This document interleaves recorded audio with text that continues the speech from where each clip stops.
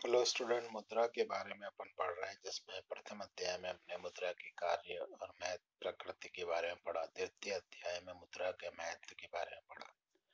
अब हम पढ़ते हैं मुद्रा से संबंधित एक छोटा सा जो अध्याय है, उसे नियम कहते हैं, ग्रेशम का नियम। ग्रेशम एक अर्थशास्त्री थे जिन्होंने एक नियम दिया था। देखते हैं। महारानी एलिजाबेथ प्रथम इंग्लैंड 16वीं शताब्दी के मध्य में इंग्लैंड की गद्दी पर बैठी तो सिक्के ढालने में काफी खोट आ चुका था। नए सिक्के ढालने पर जिनमें सोने का पूरा मूल्य रखा गया, वह सिक्के तुरंत बाजार से गायब हो गए। इस अजीब स्थिति की जांच का काम एक अंग्रेज व्यापारी और अपने सलाहकार सर थॉमस ग्रेशम 1519 से 79 को सौंपा गया, जिसने नियम प्रतिपादित किया कि bad money derives out good money.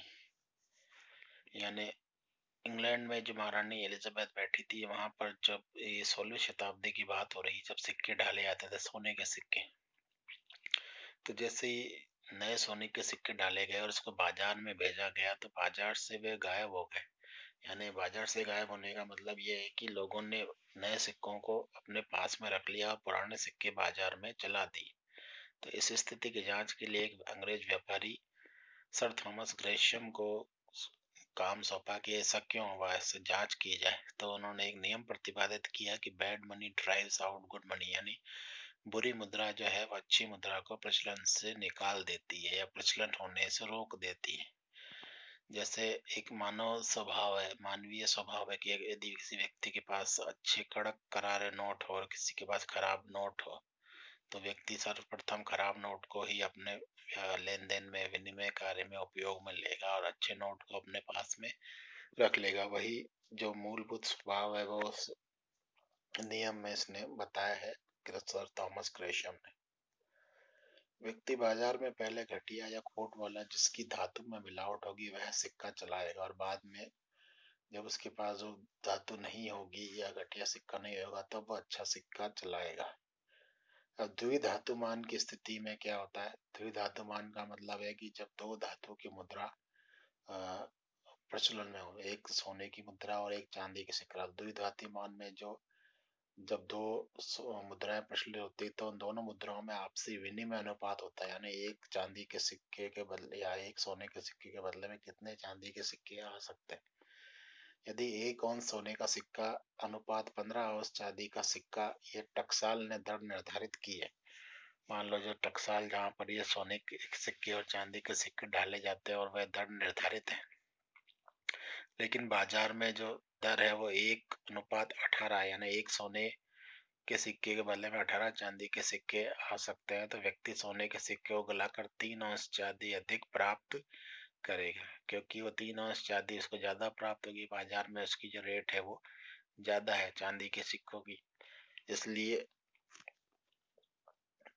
यह स्थिति बन सकती है। द्वितीय महायुद्ध के समय भारत में सिक्कों का अचानक अभाव हो जाने के कारण कागजी मुद्रा का चलन में अधिक उपयोग किया गया था तथा लोग सिक्कों का संग्रह करने लग गए थे। द्वितीय महायुद्ध यानी 1939 से लेकर 1945 जो वर्ल्ड वार सेकंड हुआ था, उसके समय की बात बता रहे हैं कि जो सोने के सिक्के, क्योंकि जो कागजी मुद्रा थी, कागजी मुद्रा का कोई वैल्यू नहीं था, यानी कागजी मुद्रा घटिया मुद्रा थी। वो चलन में तो थी, लेकिन वो उस पर लोगों का विश्वास नहीं था, इसलिए लोगों ने क्या किया कि सोने के सिक्कों या चांदी के सिक्कों को संग्रह करना प्रारंभ कर दिया था, क्योंकि उनको ऐसा लगा कि युद्ध हो रहा है, तो युद्ध में फिर आगे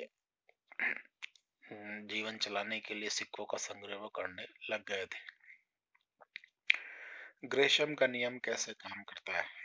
ग्रेशम ने जो ये ऊपर नियम दिया कि bad money drives out good money, यानी अच्छी बुरी मुद्रा अच्छी मुद्रा को चलन से बाहर कर देती है।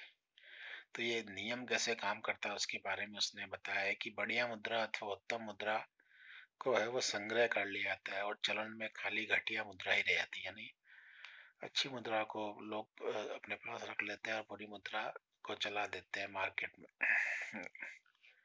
दूसरा, बढ़िया मुद्रा के धातु को लाकर उसका उपयोग जेवर बनाने कलात्मक कार्यों में कर लिया जाता है, उसके जेवर बना लिए जाते हैं। तीसरा है जब दो देश स्वर्णमान पर हो तो एक देश अपने आयातों का भुगतान दूसरे देश को पूरे वजन वाले नए सिक्कों में करना चाहेगा और पुराने और घटिया सिक्कों का उपयोग घरेलू सौदों में करना जारी रखेगा।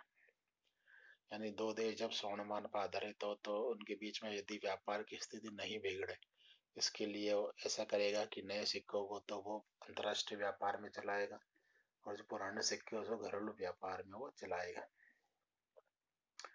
ग्रेशियम का नियम विश्व की अर्थव्यवस्था के अनुभव से कहां तक तालमेल खाता है, देखते हैं। 1970 में चिली में भयंकर मुद्रास्फीति के कारण सिक्कों की धातु का मूल्य अंकित मूल्य से ऊंचा हो गया था। यानी 1970 में चिली में जब मुद्रास्फीति हो गई थी, इस मुद्रास्फीति के कारण जो सिक्के का जो मूल्य था वो धातु पर अंकित मूल्य से उसका मूल्य जब ऊंचा हो गया था, क्योंकि अंकित मूल्य उसका कम हो गया और जो धातु का है जो कीमत है वो बढ़ गई, तो धातु का जो मूल्य है वो ज्यादा हो गया। लोगों ने सिक्के गलाने वालों को सिक्के बेचना प्रारंभ कर दिया, तो चलन में केवल कागज की मुद्रा ही रह गई। जब सोने के सिक्के चलन में आए थे उसके कुछ समय पश्चात ही एक ऐसी स्थिति में भी विश्व था जब सोने के सिक्के और कागज के सिक्के साथ साथ चलते, कागज के नोट साथ साथ चलते थे। तो लोग ने सोने के सिक्के को गलाने वालों को बेचना प्रारंभ कर दिया और चलन में केवल कागज के नोट ही रह गए। इस नियम से ऊंची मुद्रास्फीति वाली अर्थव्यवस्थाओं तथा बंधी विनिमय दर वाली अर्थव्यवस्थाओं की गतिविधियों को समझने में विशेष रूप से मदद मिलती है। यानी इस नियम से हम ये समझ सकते हैं कि कौन सी अर्थव्यवस्थाओं में जहां पर यदि अच्छी मुद्राया को यदि रोका जा रहा है या सोने के सिक्कों को यदि अपने पास रखाया रहा, तो हमें समझ सकते हैं कि वहां पर मुद्रास्फीति की स्थिति कैसी है या वह बंधे विनिमय दर वाली अर्थव्यवस्था की गतिविधियों को समझने में मदद करती। ग्रेशम के नियम की सीमाओं से मतलब है कि क्या क्या परिस्थितियां होनी चाहिए जब ये नियम लागू होगा। पहला है घटिया मुद्रा की पूर्ति लोगों की मुद्रा की मांग के अनुसार होनी चाहिए, यानी घटिया मुद्रा भी उपलब्ध होनी चाहिए। यदि घटिया मुद्रा उपलब्ध नहीं है या उसकी पूर्ति लोगों की मांग से कम है तो बढ़िया मुद्रा ही चलन में रहेगी और नियम लागू नहीं होगा। दूसरा, जब लोग घटिया मुद्रा को लेने से मना करते हैं तो भी नियम लागू नहीं होगा। यदि व्यापारी या उत्पादक या उपभोक्ता घटिया मुद्रा को लेने से मना करते हैं तो ये नियम भी लागू नहीं होगा। तीसरा है, नियम के लागू होने के लिए भी मान लिया जाता है कि लोग उत्तम मुद्रा और घटिया मुद्रा में स्पष्ट रूप से अंतर कर सकें। लोगों में यह भी समझ होनी चाहिए कि उन्हें पता लगे कि घटिया मुद्रा कौन सी है और अच्छी मुद्रा कौन सी है। यदि वह अंतर नहीं कर पाएंगे तो दोनों मुद्राएं साथ साथ चलती रहेगी और नियम लागू नहीं होगा। बैंकिंग प्रणाली के विकास से ग्रेशम के नियम के लागू होने पर रोक लगती है, क्योंकि बैंकिंग प्रणाली जैसे जैसे विकसित होती जाती तो बैंक खराब नोट और अच्छे नोट दोनों को लेती है, तो उससे दोनों नोट जो है वो प्रचलन में रहते हैं और उससे ग्रेशम का नियम लागू नहीं होता, क्योंकि लोग बैंकों में बढ़िया या घटिया दोनों मुद्राएं जमा कर सकते हैं। तो ये छोटा सा नियम था, क्योंकि मुद्रा के बारे में संबंधित है इसलिए हमने ग्रेशम के बारे में, कभी कभार ये पूछ लिया जाता है एग्जाम में, छोटा सा नियम ग्रेशम का नियम क्या है, तो उसके बारे में हमने आज अध्ययन किया। धन्यवाद।